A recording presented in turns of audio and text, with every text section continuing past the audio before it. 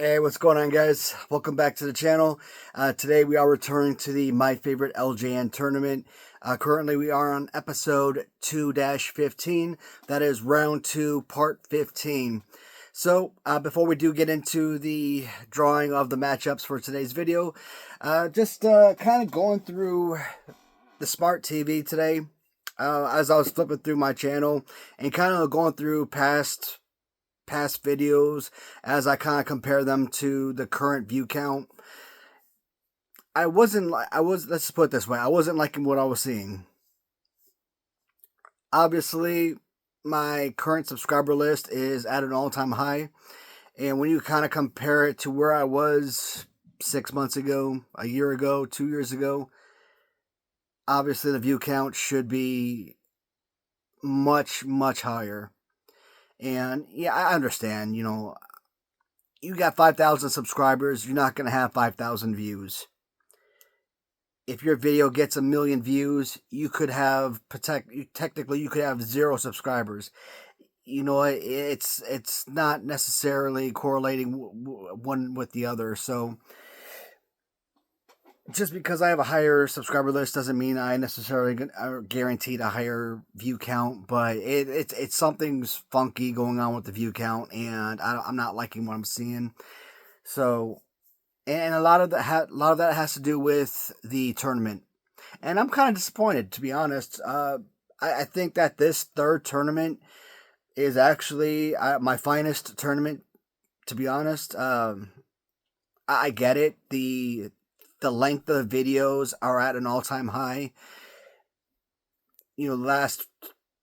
First tournament, usually the videos hover around 25-30 minutes. This time, normal videos are between 40 to 50 minutes. So your average YouTuber or YouTube viewer are wanting to watch like 5-minute videos. So trying to watch a 45-minute episode, I understand that the attention span isn't there for a lot of folks. So I can't really be mad at a lot of people for not wanting to tune into those extra lengthy videos, but I really need to resituate or realign the way that I make my videos or the way that I post my videos. So I do want to get through at least the second round, but like I said, I am going to do some kind of realignment. I am going to stop posting these sort of videos every day. My goal is to keep posting on a daily basis, at least try to until the end of the year. And in 2025, like I said, I am going to start to slow down. But with round 2, I'll probably do 2 videos in a row, three videos in a row. Kind of have my little in-between videos. But in round 3, I'm kind of cap it. I am going to probably put maybe 1 or 2 tournament videos a week. Because, I mean, like I said, man, when you kind of go from 300 views in a couple of days on a video to basically having your videos up for like a couple of weeks and you're only getting like 40 or 50 views, there's something severely wrong with that. So that is, and I think it has a lot to do with, yes, getting daily videos out there. A lot of people can't keep up with it, so that's something I really got to keep track of. So I'm going to kind of relinquish the amount of these sort of videos that I put out. I am also going to start putting out a lot of smaller videos. So like the little review videos that you start seeing now where it's like 7-minute videos, 10-minute videos, 15-minute videos. I think you're going to see a lot more of those. I'm going to start substituting a lot of these daily videos. So you might just see a regular 1-minute short video, and that's going to be the daily video.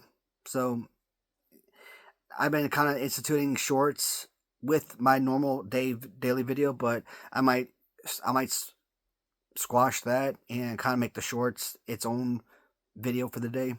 So that's just some of the things that I'm kind of tossing around right now. This Friday, 9 p.m. It's going to be a weekend. 9 p.m. Everybody should be back from work.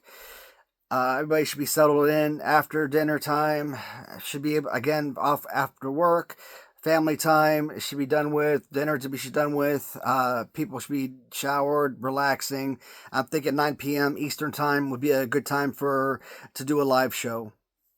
Some folks have been asking me to do lives, and that's I'm gonna be able to answer some questions. I kind of talk about where I'm going with the channel for the rest of this year, what my projections are for 2025, etc. And I don't think the live show is going to go very long. I'm not looking at no hour-long live, probably 20 minutes, 30 minutes. Maybe the wife will be a part of it, maybe not. We'll see what happens.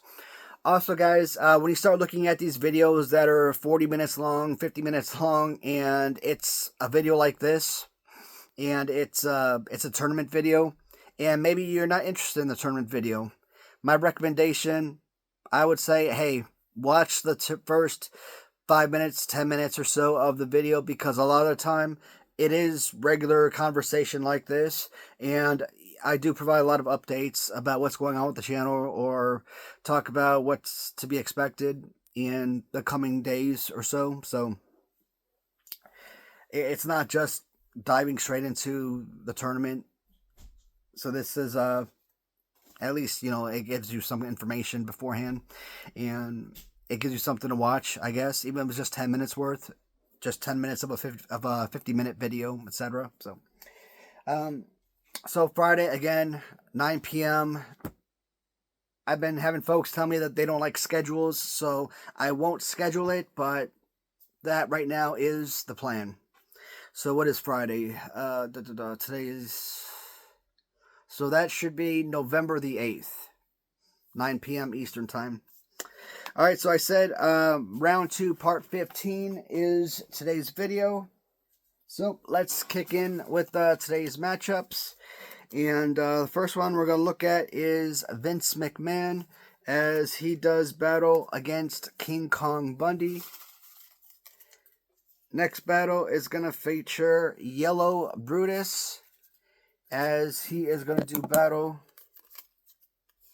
against Andre Blue and Red from Kenny Lester. Okay, that's that one right there. Next matchup is going to be White Mesh Brutus, and he is going to square off against Terry Taylor. And last matchup is going to be George Steele Clothed, and he's going to fare up. Of course, he will square off against Jerry Lawler. Alright, so let's go ahead and get these figures pulled, and we'll begin in a split second.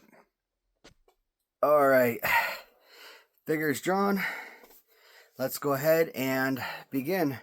First matchup is going to feature two icons, with King Kong Bundy going up against freaking Vince McMahon. So one of the things I always mention with this particular figure, I always kind of reference Ron Simmons when I talk about the LJN Vince McMahon figure, because I've always hated on Ron Simmons glue because of the whole fused arm to the chest, body pose, right? It's a figure I had from childhood, and it's a figure I absolutely despised. But I never really complain about this particular figure. And at the end of the day, I've always said, as long as an action figure has at least one playable arm, it's fine. Because when you look at this figure, if you're sitting there and you're wrestling this guy, he could throw punches. Okay, he's got pretty much a perfect body slam. I mean, it's a one-arm body slam, but if you're a fan of the British Bulldogs and you love the whole one-arm up deal, British Bulldogs have a fantastic one-arm body slam pose, so that's fine. This is a very playable wrestling action figure if you want to utilize him like that. Now, I am sure many fans of the 1980s were not using Vince McMahon as a wrestler. Who knew that Vince McMahon would turn into this Arnold Schwarzenegger type as he became later on, winning Royal Rumbles? Like, what the heck was that all about, right? And this big butch type, and freaking weird. because you don't see Vince McMahon as this muscle head underneath this. I mean, I don't necessarily look at Vince McMahon and think of him as like this wimpy type, but okay, yeah, why not? Let's think of Vince McMahon as a wimpy pushover guy. Um, and then you see him later on, and he's like this big rip buff guy. I'm like, no, that is not my Vince McMahon that I can remember. But I like to remember and envision Vince McMahon as this particular character, the guy on the mic, the guy that always welcomes you for every time you pop in that VHS for the Coliseum home videos and whatnot.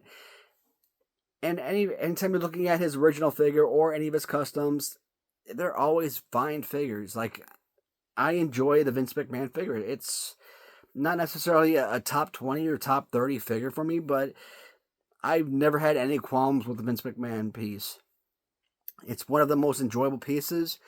And even though you come across Vince McMahon as a valuable piece, even when you look at Vince McMahon and his jacket could be like severe paint loss, right? And his pants could be like almost completely tainted, right? Where you go look up and down the jacket, that figure will still sell on auction and go for like even massive paint loss, $40, $50. So like a figure in this condition, $100+ every time. So it's a valuable piece. And I feel like even though there may not be necessarily a lot of collectors, kids born in the 2000s, 2010s that might be collecting LJNs 10 years from now, 15 years from now, but 20, 30 years from now, I think those same kids might be wanting to pick up Vince McMahon LGN just because he's Vince McMahon, and I still think the value might be there. So I think that this is one of those LGN figures that might hold its value. So this figure will always, to me, hold some kind of intrinsic, I can't pronounce that word, intrinsic value. And we got King Kong Bundy. He of the Galoob Lex Luger pose, which I absolutely will abstain from every time because I despise that pose. Outside of the double DDT pose, that's all he's good for. But my God, he is a big buff, or not buff, but big butch fella, heavy set figure, and you know how much I love to gravitate towards those big heavy set guys. King Kong Bundy, definitely one of your big, bad, best heels of the 80s. Of course, he's going to be utilized as much as any other bad guy from your LJN roster, right? So you're going to utilize him. And guess what? He is going to be probably the most utilized figure than any other figure from the entire roster. You've got freaking Hulk Hogan, and I'm trying to think good guys with awesome poses, but dang. I mean, Andre the Giant, I think of Andre the Giant more of as a bad guy. At least in my eyes, I think of more as a bad guy than a good guy. And I think of the guys with like the great poses. Greg Valentine is, again, bad guy. Big John Studd, bad guy. Kamala, bad guy. Studd, I think I said Studd right, bad guy. So, Heart Foundation at that time, bad guys. Why don't any of the good guys have good poses? Everybody loves Macho Man, but Macho Man was a bad guy, and Macho Man has one of the worst figures. So it's like, I know that's gonna piss off a lot of people, but I'm sorry, but Macho Man is not a good figure. I mean, it's a fine figure. It's decent, but it's not an enjoyable piece. But I could say the same thing about King Kong Bundy, right? But because he's so bulky and the grip is fantastic, I get a lot of enjoyment out of it.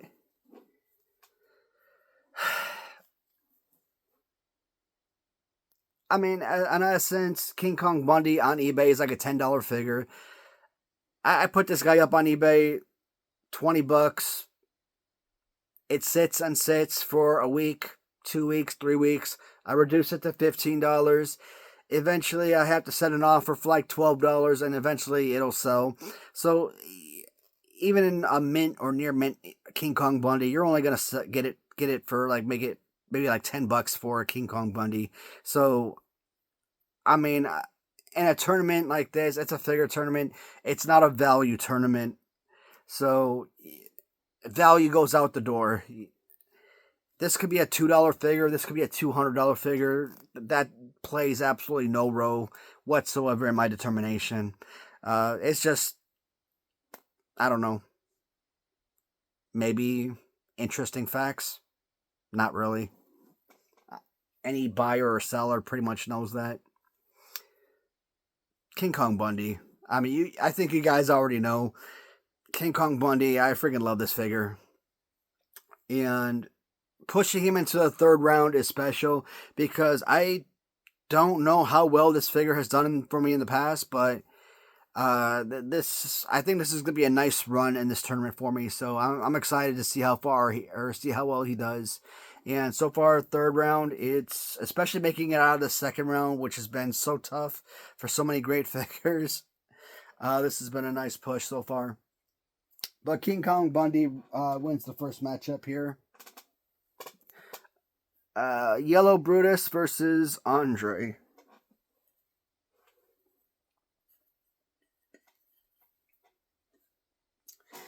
So one of the many Brutus Beefcake customs takes on Andre the Giant, and we'll start with Andre.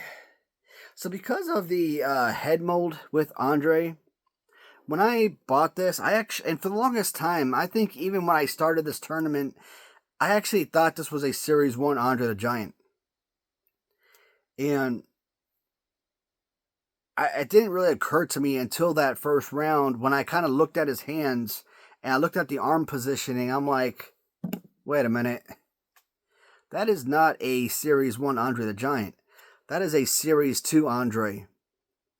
And like I said, Series 1, 2, and 6 Andres, they're roughly the same figures, but it's very small. It's a very minute change, but the Series 1 Andre, his arms are just slightly out, just a pinch further than the 2 and 6 Andre.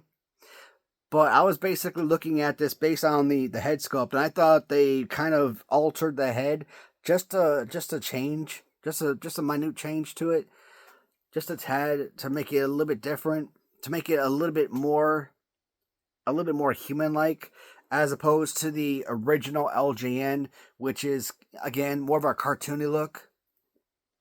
So you kind of do it, like I said, you do give it that human element to the head mold. And I've been saying in this tournament, like I think in the last video with the Hulk Hogan Ichiban Series 1 figure,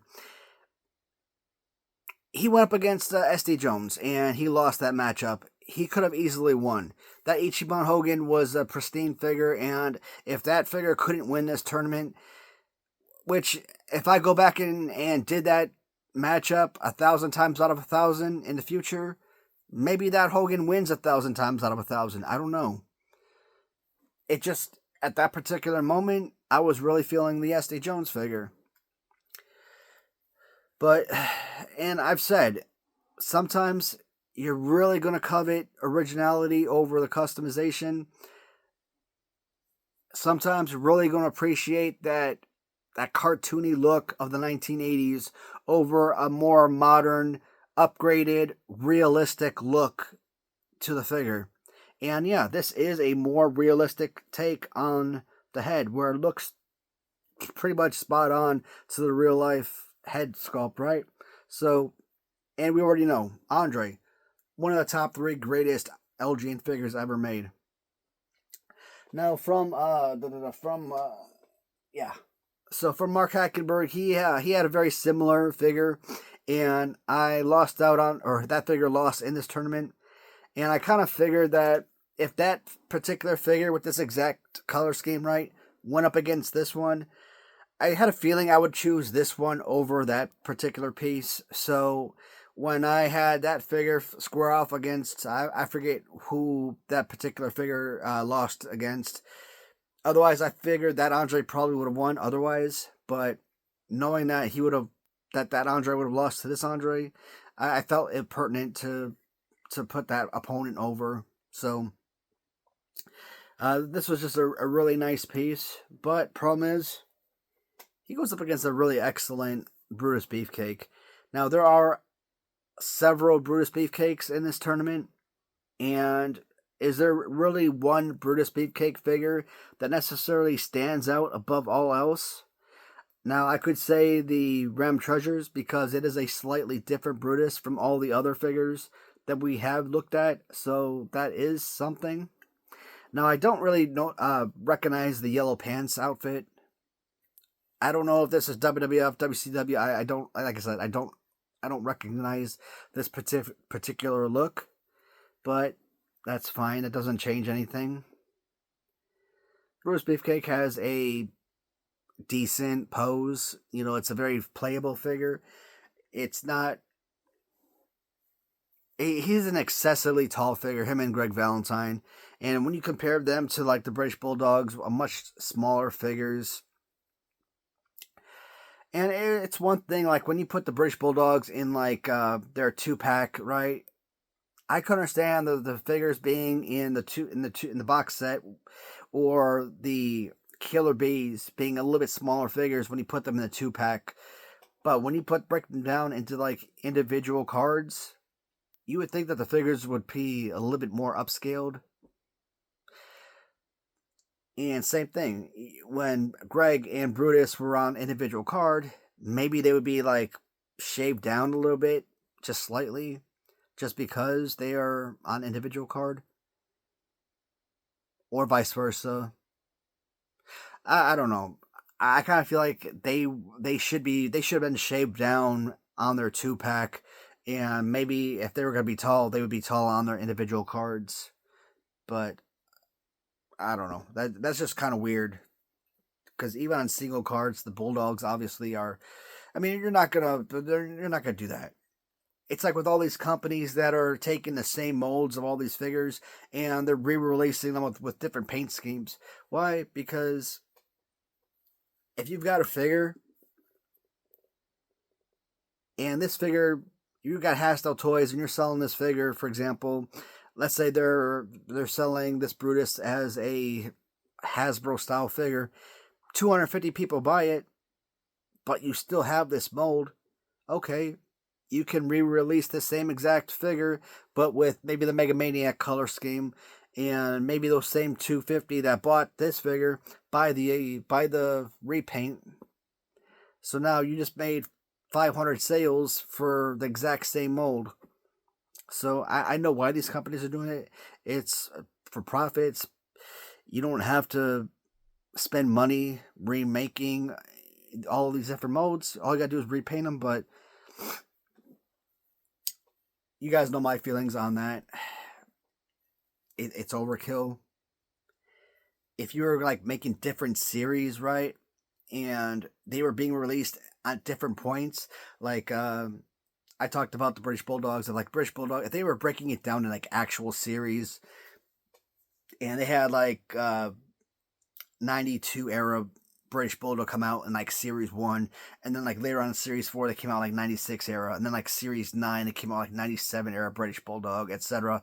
That'd be one thing. That would be completely different. But when they started coming out with all these British Bulldogs back to back to back, that was killing me with Hastel Toys. But I talked about that during those reviews. That's completely different. I forgot. I hate when I go off on these tangents because I completely forget what point I was trying to make. Back to the figures, man. Yeah, you guys know my passion for Andre the Giant. This is a fantastic figure. There's, like I said, when I look at my top 10 choices of figures that I thought have a legitimate chance of winning this tournament, this figure is one of those pieces. Now, I did say the Bobby Heenan Elf was also one of those 10 figures I thought could win this tournament, and he's already been eliminated. So, and he was eliminated by the guy Bruce Brody, so who I thought he could beat. So, we'll see what happens. But Andre does move on to round 3. Next one is going to be... This is going to be an interesting one. Terry Taylor taking on Brutus. And I call this the Mesh Brutus. So, this one, like I said, I love the fact that they actually created this opening with the little mesh. They actually had a little mesh opening here. Like when you take random treasures, like they've got this little gray opening, right? But all they do is they paint the side of the leg, and I assume that paint, it's not supposed to be like color of the pants. I assume that paint on the side is supposed to be actual mesh opening, and at least that's my interpretation, that's what that's supposed to be. But the fact that they actually created this opening here and had the actual mesh and everything, awesome. Creating an actual built-in accessory, incredible. And I don't think it was necessary, but it made it different. And so it adds that extra level of uniqueness to the figure by altering the arm of the figure. But also, when you kind of look at it, it looks like he has a cast on his arm. So, downside, upside, I don't know. But like I said, it looks like he's wearing a cast.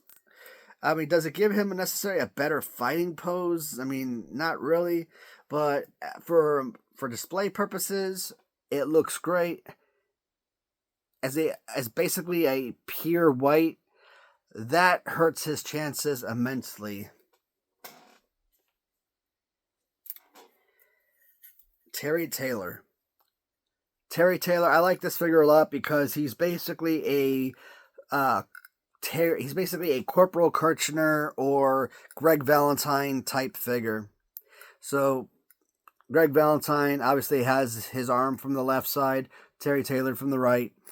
But Red Rooster, or you think about Corporal Kirchner because his arm is from the right side, but his arm is like right here, where Red Rooster is like way back here, kind of. So this is a fine figure, and even adding the Rooster Mohawk, this was a lot of really nice detail that went into this figure.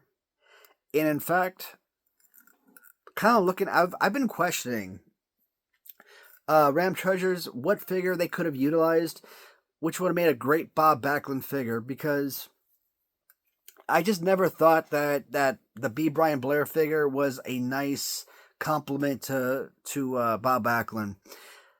But I never really thought, like, looking through the roster, what figure body type really would have meshed well with Bob Backlund. I thought Bruno Sammartino, based on kind of like the era, 70s, early 80s type stuff, but Bruno Sammartino has like a really big, thick body, and I don't think of Bob Backlund as being this big, thick guy or whatnot. So I'm like, no, I don't think that really would have meshed really well. But kind of looking at this figure, maybe this would have been a really nice Bob Backlund body pose. And the rubber is decent, so this, I think this would have been a spectacular. And you know what?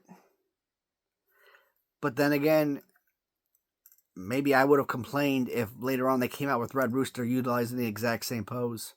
Or maybe I wouldn't have, because if I come out and say, hey, if LJN made 72 LJN figures of Hulk Hogan's fighting pose because Hulk Hogan has the greatest pose ever, and I'd be perfectly fine with that, why would I not be fine with a awesome figure here too, right?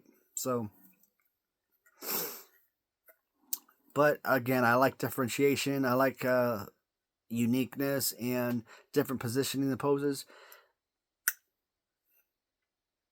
Not a whole lot to say about Red Rooster, because I just don't have a lot of history or a lot of things that I can remember about the character or whatnot.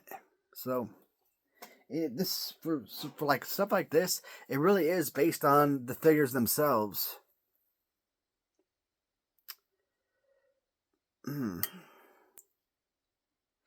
I grew up watching Brutus Beefcake. I can remember a lot from Brutus Beefcake, a lot of memories with him. And I love his built-in accessory. But the pose is just so freaking good.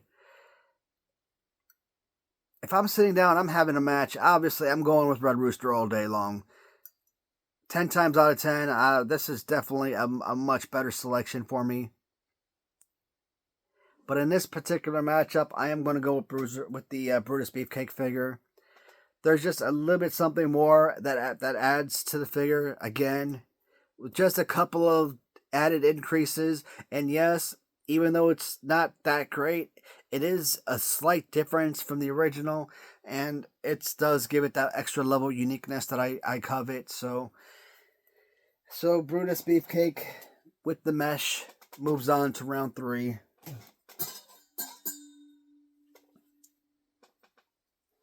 The last matchup is going to feature George Steele going up against Jerry Lawler. Now, George Steele, I have never taken him out of this shirt, so I really don't know what his arms look like underneath here. And to be honest, they could be like cut up or something. I'm nervous about taking the shirt off to see how it looks. The shirt, I mean, if let's say the arms are cut up right and it's like really shoddy work, hypothetically, the shirt is keeping everything strong and sturdy in there, so I'm good keeping it as is. But you're pulling on it, everything seems strong, and I'm good with it. I bought this figure not only because it was close, but because George Steele comes with a real play pose. You look at the King Kong Bundy, and you know what? You give him that SD Jones play pose. I'm like, take away that stupid original Bundy pose, give him a real pose. Suddenly, King Kong Bundy is one of the greatest LJN figures ever made. The only downside with this particular LJN, because George Steele original generally has the same play pose as King Kong Bundy, but you raise his arms and you're giving him a light years better play pose. But his arms are so up there that he's generally another Haku figure. And you guys know I despise the Haku figure. The way that Haku's arms are way up there, it's one of the top 10 worst LJNs ever made. Hate it, hate it, hate it. And this right here, not quite as bad. I mean, it's definitely, if you're sitting in there, you could definitely do some things with this. And you know what? He does have some kind of like body slam. You can make this as a very solid, workable figure. And I like that a lot. And some of the details that you see with the original figure, the regular LJN, Big George Steele, is a fine figure. Even with like the stuff on his chest, which I call what I call them, skin lesions, skin tags stuff, even though it's supposed to represent hair, right? I am fine with the original LJN figure. I know it's something that most people hate on, but I'm one of those guys who actually like the figure. And I don't think I'd ever said that this figure would ever win this tournament, but this is something I figured would make a real nice dent in a tournament like this. But he also goes up against Jerry Lawler. Funny thing about this figure, I think in the My Favorite Random Treasures tournament, I don't know if it was a first round, second round, but Jerry Lawler squared off against The Undertaker and took him out of competition. And that matchup resonates with me because Undertaker, you guys know, easily one of the best LJNs from Random Treasures. And I put Jerry Lawler over The Undertaker. So that just tells you how much of an affection I have for this particular figure. You throw on his crown, bam, awesome. The crown, excessively big. Maybe that's necessary because of the way that he wears it, sure, but I don't know. I just decided not to put it on here this time, so it just kind of got in the way. There's a few different looks of Jerry Lawler. I thought about like the red and white and black of Jerry Lawler, but I ended up going with the stock photo. It's a more simpler look, kind of his Memphis, Tennessee look, which is fine. But, you know, there's, like I said, there's a number of looks you could have gone with. But this is a much younger Jerry Lawler. Play pose is fine. Very similar to that of a Ultimate Warrior. A top 10 LJN figure for me. So, one of the most enjoyable pieces. This is, I don't know if I would, again, I don't know if this is something I would ever say could win this tournament, but it is a fine figure. Definitely one of my all-time favorite Ram Treasure figures. If not a top 5 Ram Treasures figure for me, it's definitely a top 10. If I'm putting it together, one of my most enjoyable Ram Treasure figures, this is easily one of the go-to figures. I mean, it's a thinner it is a thinner figure, but I mean, the grip is still fine. It's not too bad. It's something you would still have a lot of enjoyment with. It's just finding the right points, the right grip of the figure. George Steele's so easy. The grip of it, right around the waist. And I always talk about the grip of the figure is so important because the way that I'm holding this, wrapped around, basically your whole entire hand has to be wrapped around the body. And you gotta kind of like, the way that I'm holding it like that, it just shows you that the grip is, it's kind of funky. So when people ask, or if someone's wondering like, why is grip so important to me? It's just about the feel and about the enjoyment of play, right? So generally, when you're holding the figures, you're basically gonna be hovering around the butt or the waist area. It's just basically how any kid is gonna hold the figure when they're playing. But damn, I really I gotta create some wrestling matches. I really do. I gotta incorporate wrestling matches into my channel. Every time I look at these guys, I'm like, I get that itch.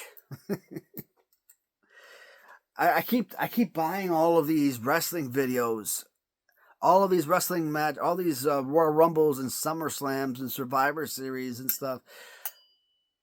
I have all these 80s and early 90s stuff, and I am just so freaking lazy. I will not watch them. Like, what's wrong with me? Like, I'm dying to watch them, but, like, I just won't make the time to watch them. And I'm mad at myself because I won't do it. It's like, well, why are you buying the videos if you're not going to watch them? I'm like, I don't know, man. I intend to watch them, but I just don't. And I infuriate even myself.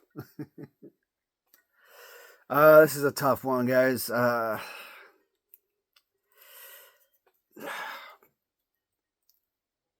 Grip.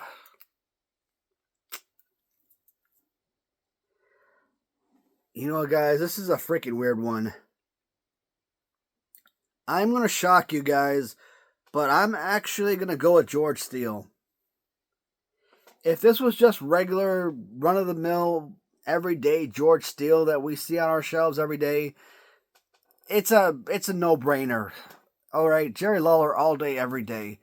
But this upgraded George Steele, like I said, this is one of those figures that is going to make a dent in this tournament. And I am not shocked to kind of see this one push forward to round 3. But Jerry Lawler, as a second round elimination, it's an insult to this figure because this isn't a good figure. This isn't a great figure. Dare I say, this is an absolute elite figure. This is, when I talk about round 5 figures, this is one of those figures that I do think should be among the last 8 figures standing, last 16 figures standing, etc. It is one of those most important pieces of the collection type of figure. So when I lose pieces like this, these are the type of figures that really hurt. So this right here was not an easy decision, but that George Steele was really interesting, and I want to keep talking about him. So got our winners for this video. As always, guys, thank you so much for watching, and until next time, take care, everybody.